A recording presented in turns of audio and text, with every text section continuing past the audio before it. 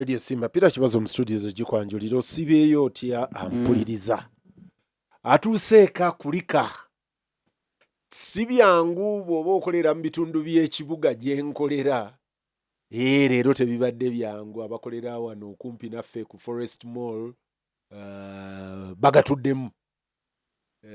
Awo ku bagiyita game stores. Awo wonna bagatuddemu. Naye ekirungi ky'emyala gyawo mu kibiina mwojjamu ekirungi nti emyala gyawo gibadde gidduka speed. Mu nsaawa ng'emu ng'enkuba ekedde amazzi gabadde gawese. Naye bw'oba nga mu dduuka obadde otundiramu electronics nga ziri awo wansi, waliwo mikwano gyange awo nga ku Forest Mall abakola ki abateeka ebintu wabweru, bayinza okuba nga bo gabasenze era bayinza okuba tebakutte mu mbeera eyo. Naye tubasaasira n'ate n'akakuba nako tukeetaaga. Ndi omu ku Jonadeni na mukwano gwange gwe ntambula naye mu mmotoka ne mugamba naye owange. Nze akakuba nali nakeesunga obudde buno. Obutafaanana oli sendi eyagaa nti ye ebyokulunda byamuwunyira ziizi byamuyisa bubi. Nina gye nali nsuulasuula obuntu mu ttaka ne ngamba waaye enkuba kangibaze eyinza okujjira wano era teyinza kubanga sofa enkoze bubi. Naye nga ampuliriza yonna gy'osinzira otuwuliriza tukwebaza okubeera ng'okola bw'otyo. Obudde obufaanana bwe buti nziramu nate. Mweri campaign gye twatandika gye tugamba abantu nti bantu bange wonna w'osinziira. Wonna w'osinziira bw'oba oyina ente emu bbiri, bw'oba oyina obumyu awaka, bw'oba oyina embizzi n'embuzi n'endiga osobola okukozesa biogas, teweetaaga nku.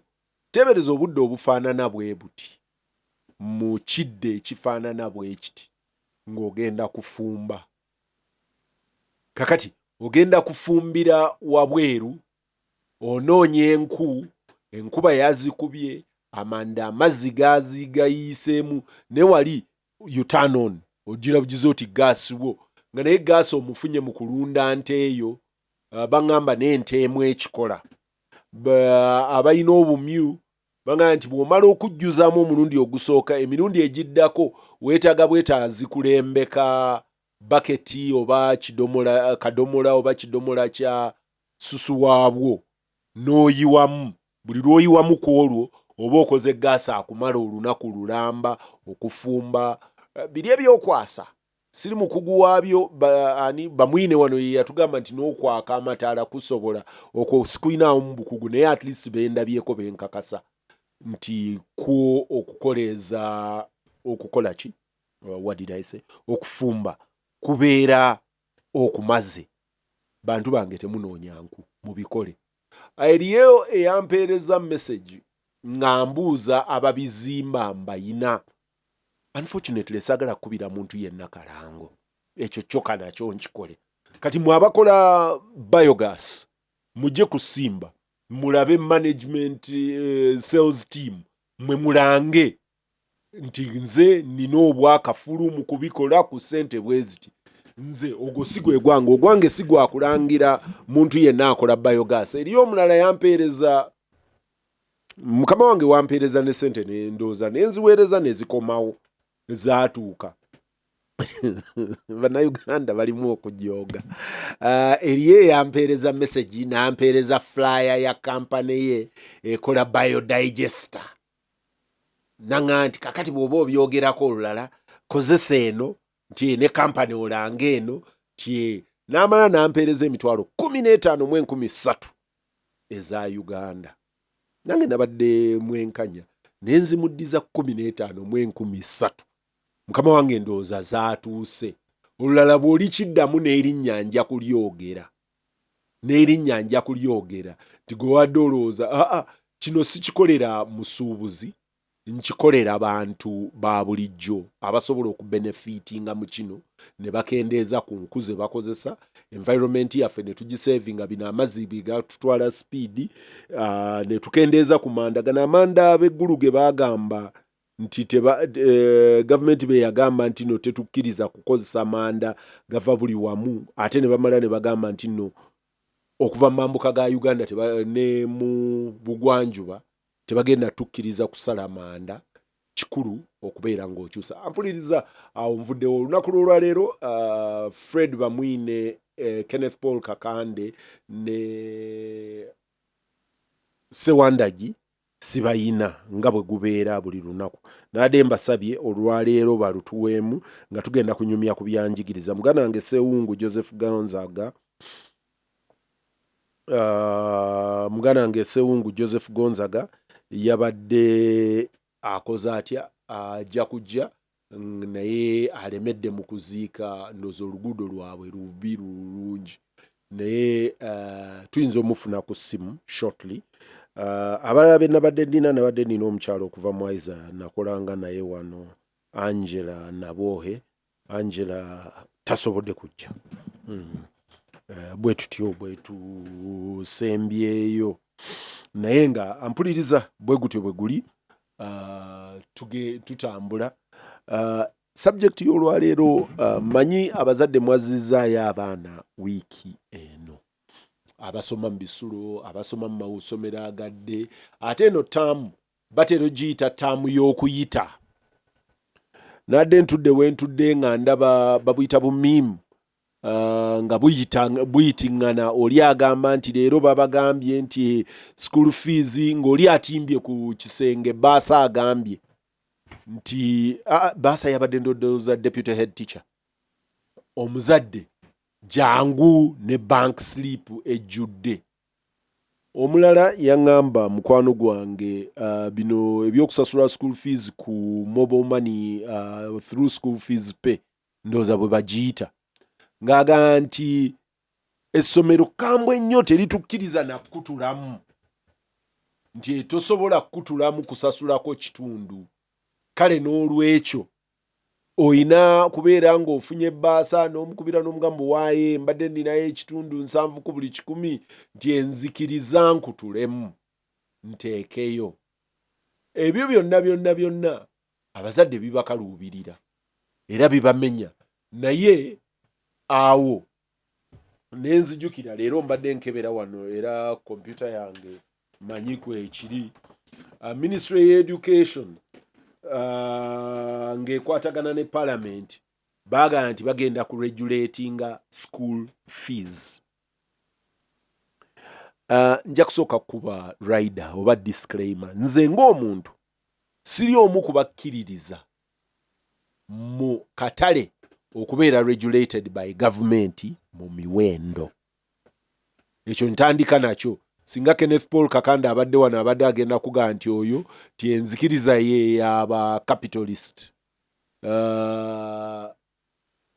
Naye enzikiriza yange egamba nti akatale tulina okukaleka ne tukawa omukisa okutukolera bye tukolera. Naye obuvunaanyizibwa buli ku gavumenti. Eyo y'endowooza yange, si ye nja kusomera ey'abano eya palamenti eya Aiza. Obuvunaanyizibwa buli eri gavumenti okumakinga sure ekisooka nti amasomero gaayo malungi nnyo. Nakyala mu ggwanga lya Rwanda kati ndowooza mpezezza omwaka lwe nasembayo genda e Rwanda. Naye bwe nali ntambula mukwano gwange Keneziyo atera okumpa ettua ya Rwanda. Twasoma naye en St. Peter's Boys Primary School Ensambya. Ne tusoma naye obusomesa oluvannyuma. Ken bw'akutwala akugamba nti amasomero ga private e Rwanda tegakyakola. Mu bitundu ebisinga obungi simanyi oba byonna tegakyakola. Kati nga mubuuza lwaki tegakola. Nti kubanga gavumenti kye yakola yaddira amasomero gaayo negafuula desirable oba negafuuka ag'ekirooto kya buli muzadde.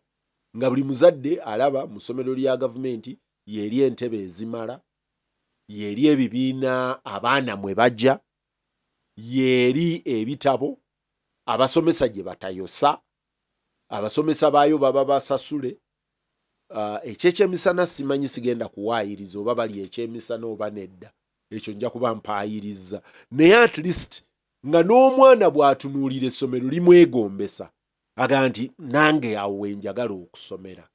Kakati abaana ne bamigrating nga ne bava mu masomero ga private ne bagenda mu ga gavumenti ne bagamba nti tujja kusomera eno. Naddala ku mutendera ogwa primary simanyi ogwa secondary gufaanana gutya. Ekyo kiri Kigali. Mu late 70s, about 78, 79 ne early 80s, eggwanga lya Kenya lyazimba amasomero. President Daniel Toroitich arap Moi yali musomesa. Kye yakola n'azimba amasomero nga agazimba kuviira ddala ku zero, nga essomero eryo balizimba nga primary basomanga standard 1, standard 2, standard 3, bagiyitanga 844, nga basoma emyaka 8 egya primary, ena egya secondary n'ena egya university. Nga egyo gw'ogenda okutandika omwaka ogusooka standard 1, nga n'egyolisomeramu mu standard 8 weeri, nga n'ebitabo gyebiri, nga n'emmeeza gyeziri. Njako sanzi nze nasomera mu primary school bali bagiyita Umoja 2 primary school, naye nga 1 weeri nga tennajjula, naye nga ate ne 2 yatandise. We natuukira mu kibiina kyokusatu nga ffe tusinga obukulu mu ssomero eryo, nga kitegeeza nti twalitandika liri fresh. Ekyali ekigendererwa kye kuzimba public education ng'ewa benefit buli omu. Ekyo kati gwali ku ssimu. Essimu zaffe za wano ojja kuba ombuulire ffe tufaanana tutya, ffe tufaanana kitya. Ekyo nja kikulekera gwali eyo ombuulire. Then amasomero ga private gabaddewo mu region eno. Twatuuka ekiseera nga Kenya yasingamu amasomero ga private amalungi, naye yalina omukisa nti abasomesa bannayuganda bwe baava wano myaka gy'ensanvu, in the mid and early 70s, bwe baava wano bagenda ne bapiichinga kampu e Kenya. Bwe batuuka e Kenya ne batuulayo, omulimu kugimu gye baakola gwali gwa kusomesa, gwali gwa kubeera aba bankers, era obusomesa baabukolera ddala. Era eyo education system y'Abannakenya baagifune, bannayuganda baagigasa nnyo omulundi ogwo. Kati abantu ba wano ng'abaana babatwala mu private schools e Kenya. Wano ewaffe private education ezze luvannyuma, kubanga twasooka na public education. Amasomero agasinga obungi gaali gazimbibwa makanisa, makereziya ne yumeeya oluvannyuma nejja. Bwe bajja gavumenti, ndowooza Apollo Milton Obote ye yakola nationalization y'amasomero. Gano amasomero ge tuyita aga gavumenti agawerako obungi gaali kyewandiise private schools naye nga mission based private schools. Apollo Milton Obote n'aga nationalizinga ne gafuuka national schools, nga bwe yakola ku banks ezaali private kati zino zivuddewo wano. Waliwo Barclays, waliwo Greenlays, waliwo ani omulala. Abo bonna Standard Chartered baafuuka Standard Chartered Bank of Uganda, nga gavumenti eyinamu emigabo egiwera. Omulundi ogwo ne tutandika private education mu Uganda. Essomero lyokka eryali purely private wano okutuuka ndowooza mu mwaka sigujjukira mwaka ki, abaasomera e Masaka balimanyi, baliyita St Bernard Kisowera. St Bernard Kisowera yagoberera abaakola Agre Memorial School. Agre Memorial School baali basajja abaali balwanirira obwetwaze. Mu kulwanirira obwetwaze ne beesanga ng'ebuddo tebagiddeeyo ne bavaayo. Ebuddo bwe bataajaayo n'emmengo n'etebatwala nga ga gavumenti, ga kanisa ne gavumenti, ne bajja ne bakola eryabwe. Nalyo gavumenti yamala eritutte. Kati amasomero ga gavumenti ge gaali gasinga okubeera popular. Amasomero ga gavumenti gaali gafuna bino, gaafunanga aid ey'ebitabo, gaasasulanga abasomesa, gaazimbanga ebizimbe ebipya. Gavumenti yagenda esikamu n'ekola categories 2. N'ekola government school gye bagaa nti eryo lya government 100/100. Wano bw'obeera e Kampala Kololo SS, Kololo High School, Old Kampala SS, City High School, ani omulala owa government 100/100 ataliiko, ago genzijjukiddeko naawe ononyongera kampuliriza ago ga gavumenti 100 ku kinnaakyo yenna yegavunaanyizibwako buli kimu. Agamu yagasikira, abazungu baali bagazimbye, agamu egazimbye completely. Kololo High School teryali lya government completely, lyali lya Aga Khan Foundation nga bagiyita Aga Khan Kololo High School. Government yo Amin bwe yagatwala negateeka wansi wa Umeya. Abaga Khan bwe bakomawo Kololo ne government negitwala ku William. Ebizimbe ebyali eby'abasiraamu omulundi ogwo abajjukira enkayana wakati wa Hassan Basajja balaba ne obusiraamu, ebintu by'obusiraamu byatundibwa n'emboozi endala bwekyo. Ekyo kye kimu ku bizimbe gavumenti yamala n'ekigula 100 ku 100. Kati n'olwekyo gavumenti n'efuuka nannyini ssomero 100%. Naye si emboozi eyandeese. We tuli gavumenti eregulating fees mu masomero g'obwannannyini. Ekyo kimu. Amasomero g'obwannannyini twogeranga Kitende erya Dr. Lawrence Mulindwa, twogeranga Kibazo Secondary School lyazimbye egindi wawo gye baŋŋamba gye baalisanga enkoko njeru eryo si lyange bannange, naye bwe muba mumumanyi mumuwa abaana. Musajja tugaba n'erinnya bw'aba ayina mumuwa abaana naye si lyange, baŋŋamba liri nkoko njeru eyo. Yonna oli gyazimbye essomero lye n'alituuma kyalituumye. Bwe mutwalayo abaana gavumenti egamba nti erina okuteekako kaapu ku bisale, egamba nti essomero erifaanana bwe riti teriisabenga ssente zisukka wano. Ekyo kimu. Amasomero omutendera ogwokubiri gavumenti kweyagala okuteeka kaapu ge masomero tugayita faith based ag'abannaddiini naye nga gayambibwako gavumenti, government aided, nga St. Mary's College Namagunga, Mount St. Mary's Namagunga, St. Mary's Kisubi, Namiryango College, King's College Buddo, Kibuli SSC, Nabisunsa, Kawempe, Gombe, Chibibi, name them, St. Peter's College Tororo. Bonabo government egamba nti bwe tuba tukuyambako teekako ekkomo, tujja kuteekawo ekkomo ku fiizi z'osolooza. Bino mbyogera gavumenti byesaba. Gavumenti egamba nti abazadde banyigirizibwa nnyo ne batuuka ekiseera nga tebasobola kusasula fiizi. Endooza yange nja gikuwa, naye ebyo bye birowoozo bya gavumenti. Era palamenti mu bukambwe obw'ekitalo beegatta ne ministry ne bagamba ministry issuing regulations. Regulations ezo nga 17 January ndooza omwaka guno, omanyaawo abantu baba batandise okupublishinga school fees. Parliament directs Ministry of Education to regulate school fees. Ekyo nekigenda. Oluvannyuma ndaba mu February nga minister annyonnyola agamba government has a legal mandate to regulate school fees. Era mu January ndowooza gavumenti we yagambira nti gavumenti ejja kukola etya, ejja cabinet to decide on school fees policy. Zizze zibaawo ez'enjawulo. Then mu August w'omwaka guno, wa mwaka gwedde, bwe baatugamba nti minisita agenda kuyissuinga circular. Circular eyo ne tugidiscussinga wano kuba yaliikinga nga tennafuluma ku biki n'emitendera bwe bagiteeseteese, abannasale, abali mu kyalo, abali mu kibuga, abafaanana bwe bati. Turegulatinge ebisale. Awo we tuli ampuliriza. Asobola genda ku Twitter, noonya at Kibazo Peter. Noonya at Kibazo Peter, weereza message yo nja kuba ngisoma. Tanfunyaawo eryaweereza amasomero ga gavumenti amalala Kitante Hill School, Lubiri SS.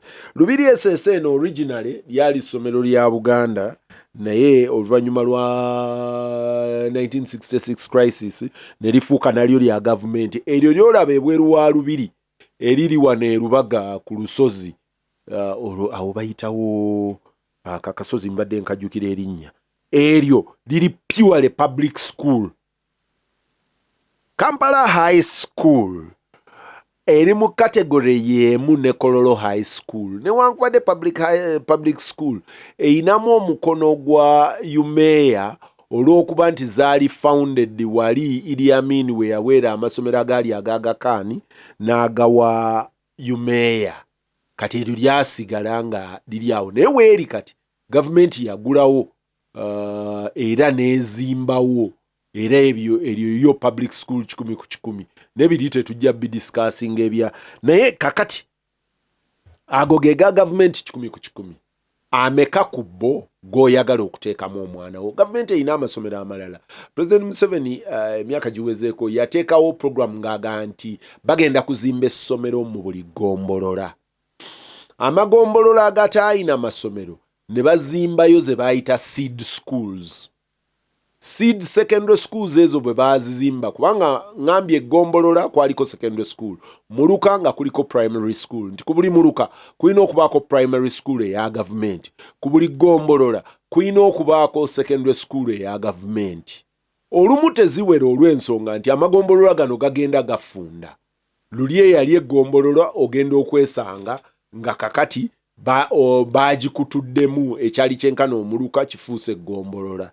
Mu mbeera eyo gayinza okuba tegaliyo naye njagala ozibirira otunuulire seed school ewammwe gy'obeera wandituteyo omwana wo oyagala gavumenti regulating fees mu segment eneddako nze nja kuwa ebirowoozo ebyange ku gavumenti okuregulating fees oba nedda asobola okuba obudde buno 0-4-5-4-3-6-7 kanjiddemu mpolampola 0-4-5-4-3-6-7 SMS sigiraba wenjifunira naye osobola okuba 0-7-0-4-9-7-3 ne 0 emirundi 3 tujja kuba tuwayamu. Radio Simba, hello. Wanji? Hello. Wanji sebo? Kale sebo amannya go ne speed. Kubera sentale ngani sibo kirangira. Ani? Kubera sentale ngani sibo kirangira. Yes sebo.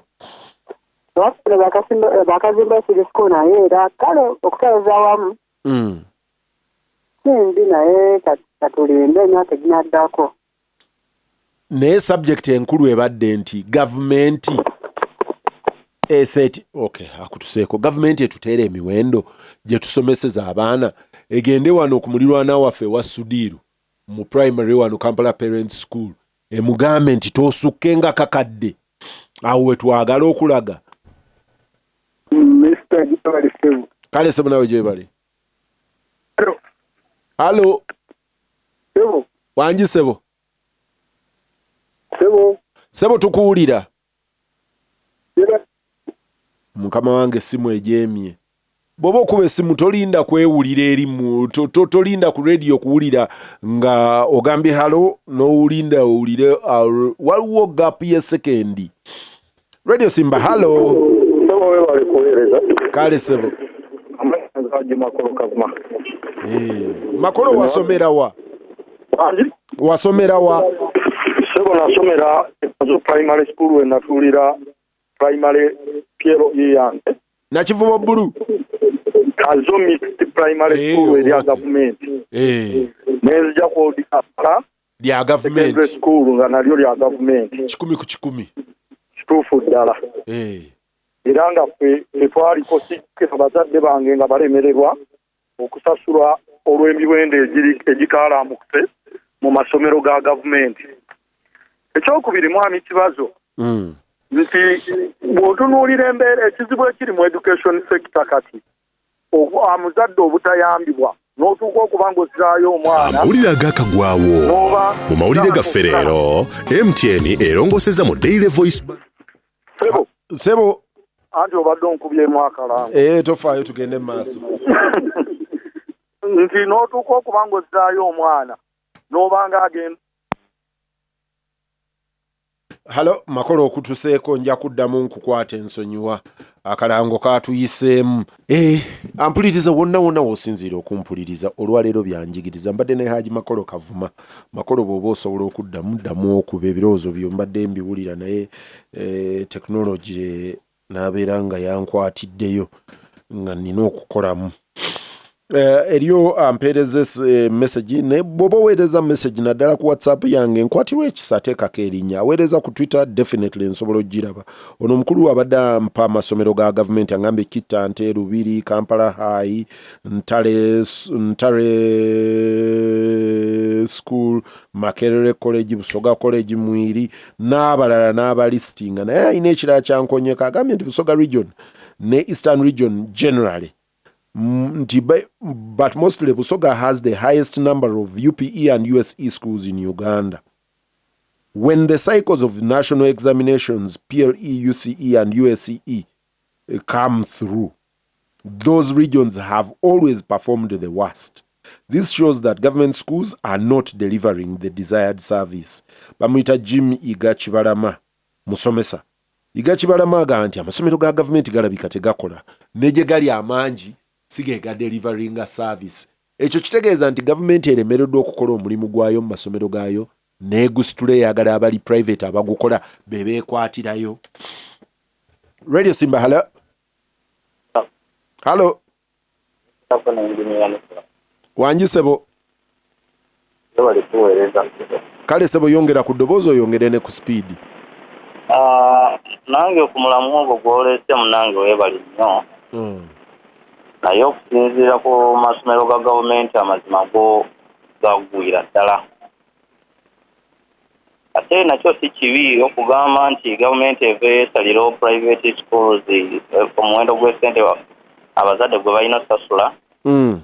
Nakyo kiba kirungi gavumenti wevaayo neteekayo etteeka negamba nti essomero liri mu tawuni oba nga Kampala oba liri mu kyalo nga Mbaale eyo basinzire ku muwendo weguti okusasula buli okusinzira kale buli level y'essomero. Yes sir. Webale nnyo sebo. Omukulu bw'agambye yagamba nti gavumenti egende ng'eteeka emitendera abali mu kibuga batesetingire bwe bati abali Kawempe bwe bati abali Eggulu bwe bati. Simba. Assalamu alaikum. Wa alaikum salam.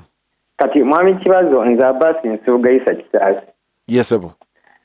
Nze kwekyenyiza okugamba ku nsonga eyo gavumenti nze ndaba ng'etuwudiisa obuwudiisa kubanga one waliwo bode ekwasaganya all private schools mu ggwanga.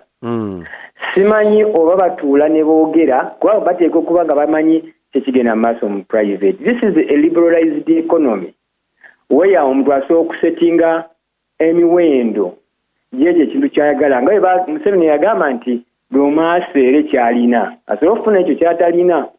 Kati by all means gavumenti yandibadde ejjawo ekendeeza ku misolo gyejja ku masomero ago then amasomero ne bafuna platform kwe bayinza okusinziira ne bakakkanya ku ssente ezo. Naye otherwise era kijja kugendera bwekityo. Ekyokubiri ne bannannyini masomero nabo bateekeddwa okukendeeza ku mululu baleme okulya ennyo fine eggwanga bwetyo eriyimiridde naye bakendeezeko babeeremu naako obuntu kubanga government schools tezimala ku accommodatinga baana bali mu ggwanga twetaaga private schools naye balina bagondeza. Message yo njiwulidde omukulu ono agamba nti n'ab'amasomero nabo abantu mubakwata bubi ebisale mubitumbiza ne muyitawo abantu mubakwatire muko mubamenya. Eriyo omulala ngamba Kibazo ye James Wala nedda ye James Mukono si ye James Wala agamba nti bano bagenze wala. Kibazo, thank you for the show. One thing that is disturbing me is the habit of these schools asking for reams of papers every term per student. N'agattako enjeyo, ebisiimuula, baketi n'ebigenderako. Abamu nno basaba ne seminti, abalala basaba ebitanda. Surely this is pure exploitation of parents by the school administration. Leave alone forcing parents to buy uniforms at inflated prices from the school. Wano bagenze wala. Ono nyinza obutayawukana naye nnyo ku ekyo. Nze ndowooza nti bw'ozimba essomero lyo ebizimbe tulina bisangayo, ebitanda birina okubeerayo, gw'olina okwegulira enjeyo.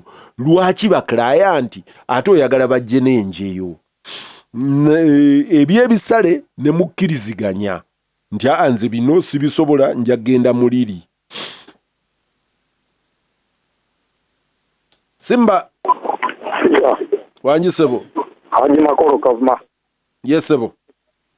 Ekisokera ddala nabadde gamba nti gavumenti yeyina okuseetinga pace kwe twali badde tutambulira. Naye kimu ku bizibu bye tulina, mukulu Peter oli musajja akola research. Bw'okola ennaku zino research, abaana abaavanga Kenya ne Rwanda okujja okusomera wano secondary schools tebakyajjanga bwe bajjanga. Lwaki? Ntululi baali tebannajja nga bakyajja abangi. Gavumenti yaabwe neyeebuuza kiva ku ki. Nafunako amawulire nti Rwanda bo kye baakola, Kagame bwe yakizuula nti amasomero ga gavumenti gaali gabulamu facilities, yaddira facilities n'azissa mu masomero gano eziri mu ga private school, nga kiwaggwa omuzadde okwesalira oba otwala eri naye nga facilities zonna zezitya zezimu. Ekyokubiri, toyinza kuŋŋamba nti ojja kuregulatinga amasomero ku price yaago ku misolo gy'ogajjako emiyitirivu, ate nga n'agavumenti n'agamugamba nti aga gavumenti gessaamu ssente gesijja kumenya gasasuza abantu 2 million 2.5 ng'ate tugaweera n'omusolo. Kati ekyo kirina ekizibu, naye ng'ekizibu we kiri, nze kyendowooza mukulu Peter, nti abamu ku bali mu gavumenti be basinga amasomero gano ge tuyita aga private, be baali badde batuyamba okuleeta policies ezituyambako okuba nti baseetinga ebisale, naye olw'okuba amasomero gaabwe tebasobola kubanga mutima kutema muti gwa kibira kwekoze eki kwetudde, kati ne batukuumira awo. Nekyempundikira nakyo, toyinza kuŋŋamba nti eno gye tugula requirements gye tuzijja emisolo miyitirivu mu Uganda. Pita emisolo giri abunomo. Okuwa omusolo si kibi, naye emisolo giri abunomo. Bannayuganda gye bawa, gavumenti terina kyesobola kukola. Ekizibu kya Uganda, Obama yakyogera ng'ali mu African Union mu Ethiopia, n'agamba omukulembeze bw'akulembera eggwanga emyaka ne gisukka 15, oyo aba takyalina kyayinza kugattako. That's the problem. Wabala nnyo Makolo Kavuma, ampuliriza Lutindo, Makolo muwulidde aga nti ate abalina amasomero nabo be bali mu ministry ate tebajja kusobola kuregulatinga. Eriyo omulala ye Ezekiel Kayanja, engineer Kayanja Ezekiel ali Nabbingo, agamba mu luzungu nti our government invests very little in education, so the infrastructure we have is very small. An example, congestion in government school is very high. Kino ate nkikakasa, nina gye nakolako mu government school nga ekibiina ekimu stream nga bw'ogamba nti S1D ng'erimu abaana 106 naye ng'eyazimba ekibiina yateebereza nti abaana balituula mwana oba nga obanyigiriza 45 naye nga bali mu 106. Aga anti-congestion. Our neighbor Kenya, just after COVID, built 10,000 classrooms for junior secondary classes. After only 1 year, the project was completed. Those who have access to newspapers, Nagamba Kebera Daily Nation wa July 12, naga ne Uganda kansa atulia. Ne Uganda babade bagezaako okuzimba amasomero.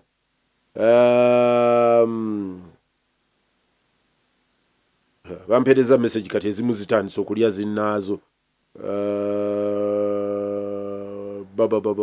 Okay.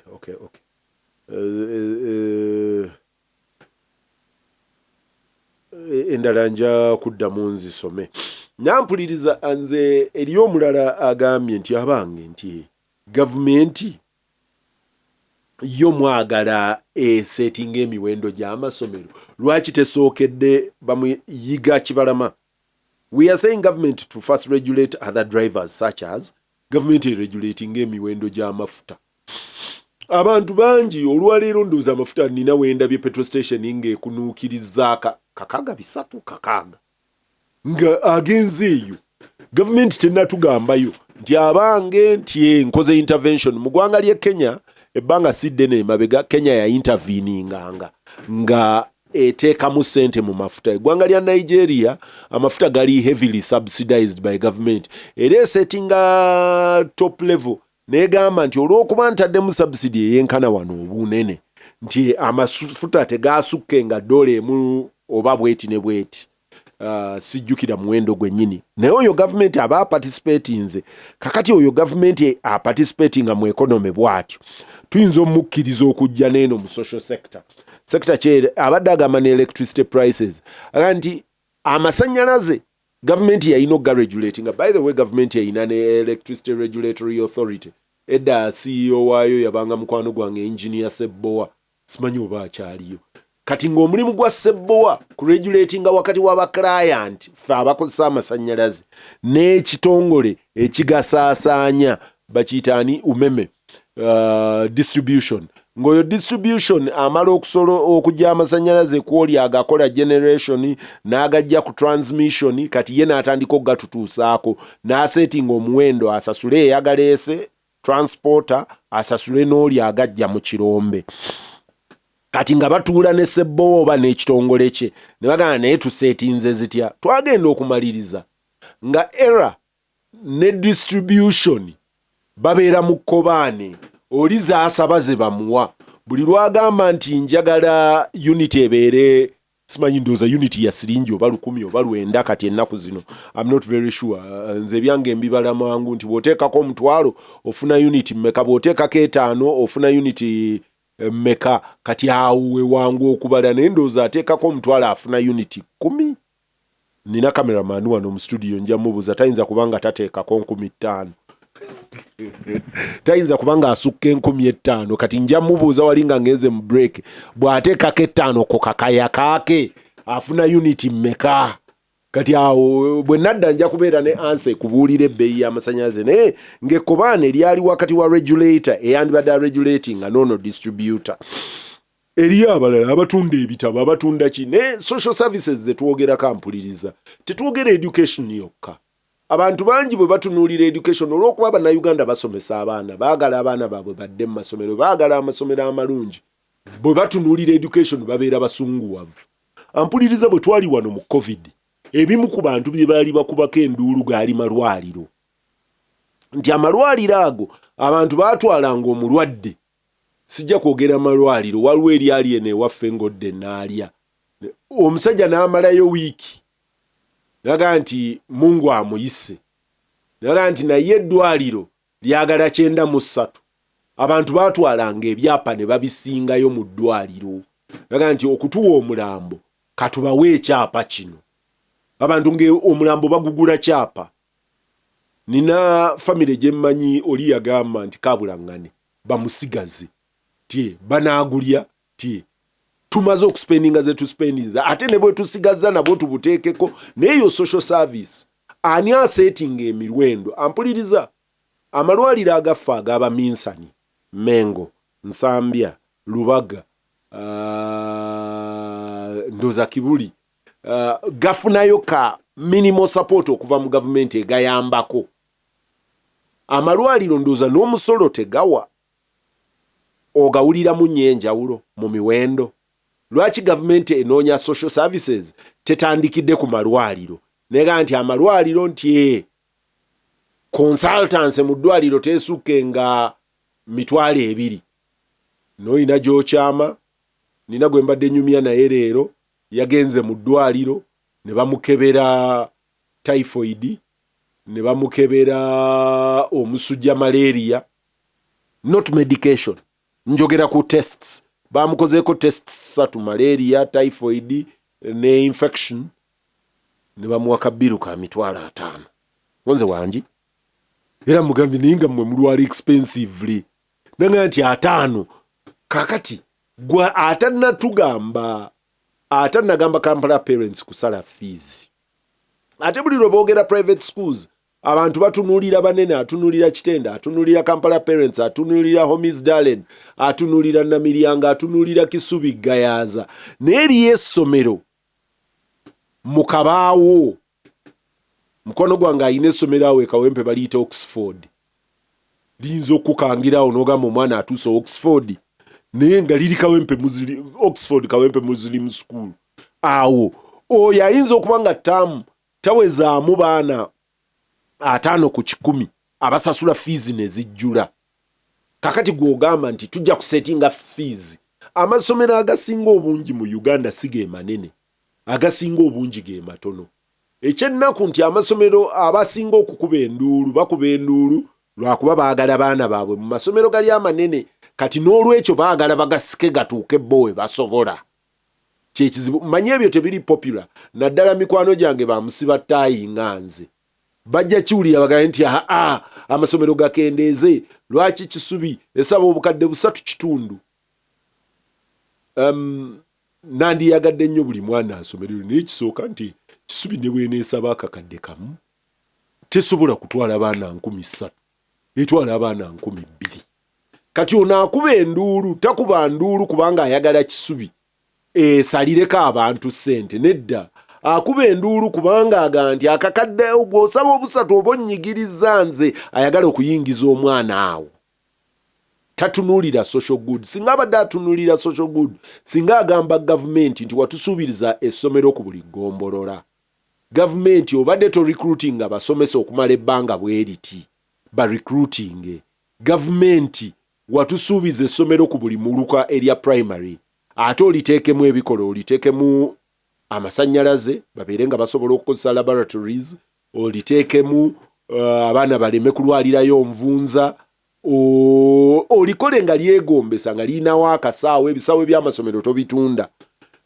Awo abantu bajja kukola nga kye baakola e Rwanda, bajja kusenguka mu masomero ga private bagende mu ga gavumenti kubanga gayina abasomesa ababeerayo.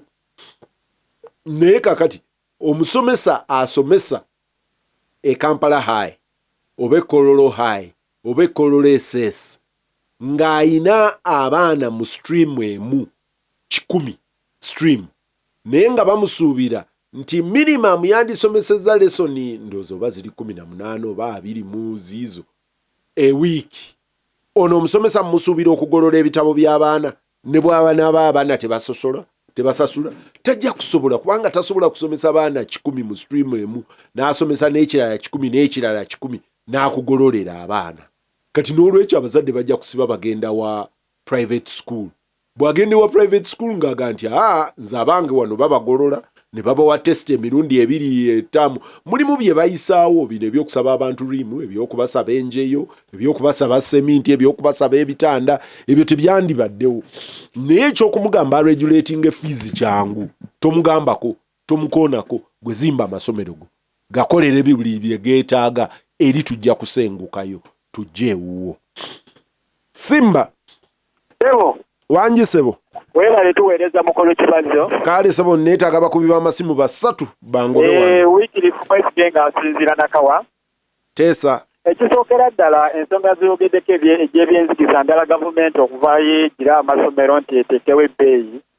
Ffe tugamba gavumenti kyeba erina okukola kwe kulongoosa amasomero gayo. Kuba bw'otunuulira UPE, bw'otunuulira amasomero gayo aga primary naddala nga youth ne gano aga primary, gonna gali mu mbeera mbi. Abaana bakyasomera mu miti bagobagana na bisiikirize.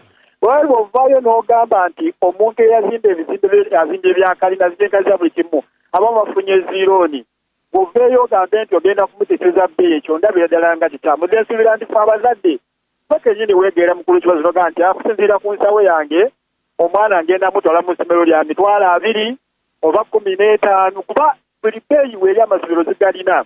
So n'olwekyo nze kyengamba ekyo kiba kikola ki kiba kirina okukolebwa. Nga nze gavumenti yandibadde ekola ku kirala, eyo esobola okikola kugana amasomero geekola ki geeyambako geesobola okuba ng'eteekamu ensimbi, esobola okuteekawo embeera nga kati okusinziira ffe ku masomero gaffe gavumenti ge tuteekamu ssente musale ku bisale temuleega ki bazadde. Naye gano omuntu geyeezimbidde essomero lye nze nsuubira nti otateekeddwa kuba ng'akola ki ngaobaatu badda mukulu Kibazo. Webale nnyo ssebo. Real AM sikutegedde. Real AM ndoze eno message nja gisoma mu gasimbagane eyakaawa gy'oyogerako ne nkukakasa ngirabye era ngifunye. Aiden message yo ngifunye. Ono Daniel 256 angambye Kibazo Kitante Hill School and the first private school is Chwatu Memorial College eneyanziza. mbadde ngamba nenzijukira ng'eyali Agre Memorial n'ekyo tujja kuddamu tukebere. Oyo babadde bamuyita Daniel. Douglas Ndyamabaze message sigitegedde. James Muga agamba nti awuliriza okuva gyali. James tweyanziza okubeera ng'otuwuliriza. Smart Genius nawe tweyanziza okubeera. Lorenzo Mark Kibazo nze Mark nga nsinzidde wano Kata. Ku mulamwa gw'oyogerako nze ndaba nga gavumenti eri mu kubalaata. Baagala kwogera bisanyusa bannayuganda naye they can't fulfill what they promise unless we give them a benefit of doubt. Well, you may give them the benefit of doubt. Genius nze teacher Isma ku St. Andre na Mugongo. Awo amasomero ejja kuba eyagala kugeddiza. Siwagira kyakubeera nti amasomero gavumenti yebeega settingira ebisale. On a guarantee fees structures will never be regulated until Muyingo and people like him leave the education office. Ate Muyingo olumba lwaki. Muyingo y'omu ku ba ministers. Abantu aba investing in education banji. Sally Herbert, I suggest the government withdraws her support to those schools government aided and concentrates on her own school. Ekyo nyinzo kiwuliriza Sally Herbert. Sally Herbert agamba nti government ejje ssente zaayo mu masomero gana aga religious founded n'amalala ge bayita government aided yeekolere agaayo ku bwayo. Maybe not. The disease ono bamuyita Douglas akomyewo. Physics regulating registering itself like the cabinet out to consider it with high regard and seriousness. The future may produce multiple clusters of people of fees. Agamba nti government yandivuddeyo n'erumana ogw'engulu n'eraba ng'ekwata mu kintu kya fees kino kubanga bagenda kwawula abantu nga tebabaawuddemu lwa bugezi, babaawuddemu lwani yali asobola okusasula fees wa. Ono Timothy Kasi agamba nti whereas it is a good idea to regulate education standards and associated costs like fees, I feel government doesn't have the moral authority to do so in private schools and government aided schools due to the fact that it has not done enough to improve the standards in pure public schools. Ampuliriza aweereza message bw'eba tetuuse oba nga sigisomye ejja kusigalako emboozi ekyagenda mu maaso ku byenjigiriza era tujja kuba tusobola ogisa. Sekate Joshua John Sebanakitta. Education policy. What do we want from schools? Leadership on that question can inform how and where and when and for what purpose we build schools. Nti tusooke tumanye amasomero tugaagaza ki, gagenda tukolera ki. Bwe tumala okuddamu ekibuuzo ekyo olwo tujja kumanya amasomero tunagadduganya tutya, tunagakoleteekawa, tunagazimba tutya. Naye bw'oba tonnaddamu ekyo obeera okyali mu kulwerimba. Oyo John Sebanakitta. Joshua Sekate musomesa wa primary wa Butungulu Zirobwe. Again, private schools like those of Dr. Muyingo, Aga Khan School pay their teachers some reasonable salary. Yet Muyingo does not advocate for increasing government teachers' wages. Kati ne bw'ono regulating birito yono nabudde ye bw'agambye.